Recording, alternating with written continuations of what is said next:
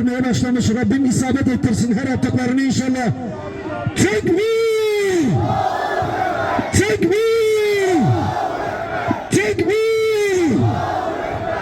Rabbim isabet ettirsin. Rabbim hedefleri verdirsin inşallah. Rabbim zalimleri kahri perişan eylesin.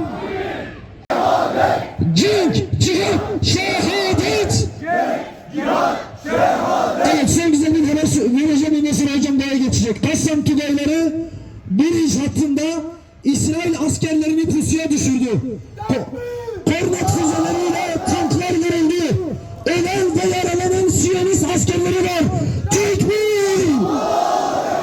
Tekbir! Gazze'nin doğusunda bir tuzağına takılan 5 işgal askeri öldü. Bir İsrail tankı imha edildi. Tekbir! Tekbir! Evet, böyle güzel hayalleri görürlerse bize getirsin inşallah, biz buradan duyuracağız. Var.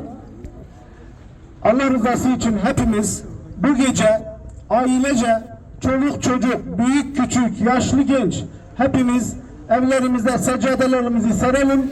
Bu geceyi Kassam Tugaylarına, Gazze'deki kardeşlerimize yardım duası, onlara Allah Celle Celaluhu'nun gaybi yardımlarını göndermesi için bolca dua edelim. Secdede Allah'ımıza dua edelim, Rabbimize dua edelim, kainatın sahibine ellerimizi açalım ve ondan isteyelim.